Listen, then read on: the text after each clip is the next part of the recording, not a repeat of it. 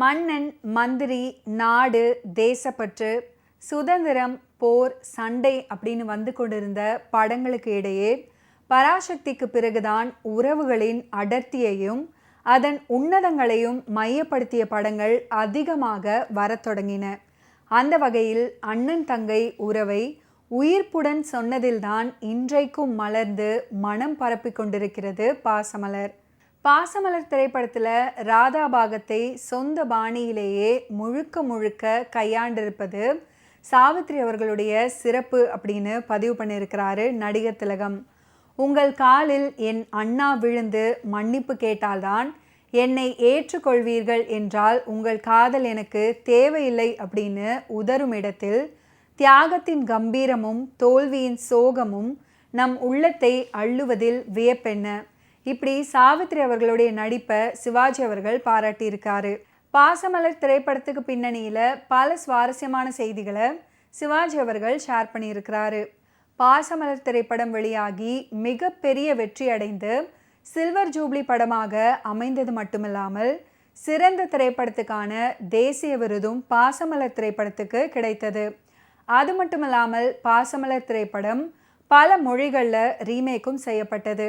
1963 வருடம் பாசமலர் சிங்கள மொழியில் சுஹாதா சோஹோ ஹீரோ அப்படின்னு ரீமேக் செய்யப்பட்டது.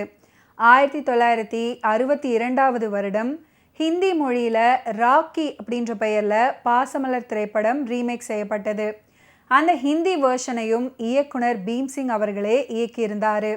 அந்த ஹிந்தி பதிப்பிற்கு சிறந்த கதைக்கான ஃபிலிம்ஃபேர் விருதும் கிடைத்தது. ஹிந்தி மொழியிலேயே பாசமலர் கதை 2 முறை ரீமேக் செய்யப்பட்டது.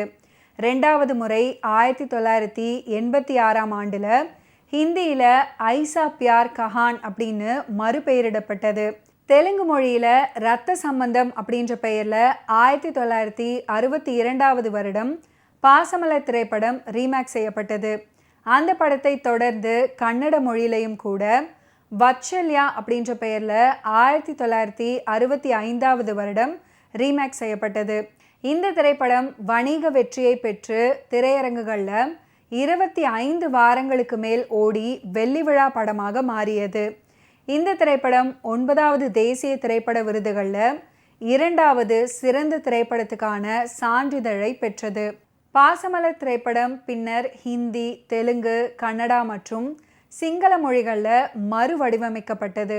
பாசமலருடைய டிஜிட்டல் பதிப்பு 15 ஆகஸ்ட் 2013 அன்று வெளியிடப்பட்டது. நல்ல வரவேற்பையும் பெற்றது.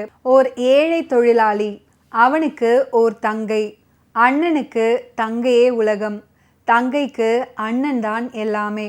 ஒரு கட்டத்தில் நாமே ஏன் சொந்தமாக வியாபாரம் செய்யக்கூடாது அப்படின்னு யோசிக்க தங்கை சேர்த்து வைத்த சும்மாட்டு காசையும் தர எங்களுக்கும் காலம் வரும், காலம் வந்தால் வாழ்வு வரும், வாழ்வு வந்தால் அனைவரையும் வாழ வைப்போமே அப்படின்ற ஆனந்த ஆட்டம் போடுகின்றனர். ராஜுவுக்கு தன் தங்கை ராதாவின் மேல் உயிர், ராதாவுக்கு தன் அண்ணன் மீது உயிர், தங்கையின் வாழ்வே தன் வாழ்வு அப்படின்னு நினைத்து கொண்டிருந்த ராஜு அந்த தங்கைக்காகவே தன் சொத்து சுகம் எல்லாத்தையும் துறந்து வீட்டை விட்டு ஓடி மீண்டும் தங்கையை காண வந்து அது நிறைவேறாமல் கண்களையும் இழந்து துடிச்சிருக்கிறாரு.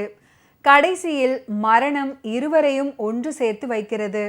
ஓர் ஆண்மகன் காதல் வாடையையே காட்டாமல் உடன் பிறந்த சகோதர பாசத்தை மட்டுமே காட்டி பழகவும், உடன் பிறந்தவளுக்காக அழவும், அவளுக்காக சிரிக்கவும், அவளுக்காகவே ஒருத்தியை மணக்கவும், அவளுக்காக சொத்து முழுவதையும் இழக்கவும், கடைசியில் அவளை கண்டு அதே ஆனந்தத்தில் உயிரையே துறக்கவும் வேண்டுமானால் அந்த உயர்ந்த கதாபாத்திரத்துக்கு உயிர் துடிப்பை கொடுக்க சிவாஜி கணேசன் அவர்களால் தான் முடியும். ராஜுவாக வரும் சிவாஜி கணேசன் அவர்கள் பாசமலருக்கு மனம் சேர்க்கிறாரு. அண்ணன் தங்கை பாச பிணைப்பை வெளிப்படுத்தும் பாசமலர் படத்தில் சிவாஜி கணேசன் அவர்களுடைய புதுமையான நடிப்பை வெளிப்படுத்தியிருப்பார். இந்த படத்தில் புதிய மேல்நாட்டு முறையை அறிமுகப்படுத்தியிருப்பார் சிவாஜி கணேசன். இந்த படத்தில் ஒரு புதிய முறை நடிப்பை மேல்நாட்டு பாணியில் நடித்து அசத்தி இருப்பார் நடிகர் திலகம். ஓகே வியூவர்ஸ், இன்னைக்கு நிகழ்ச்சியில் நடிகர் திலகம் சிவாஜி கணேசன் அவர்களுடைய ஃபிலிம் கெரியரில் நடந்த பல இன்ட்ரெஸ்டிங்கான விஷயங்களை நீங்கள் பார்த்து தெரிஞ்சிருப்பீங்க. மீண்டும் அடுத்தடுத்த எபிசோட்ஸில் சந்திப்போம். நன்றி, வணக்கம்.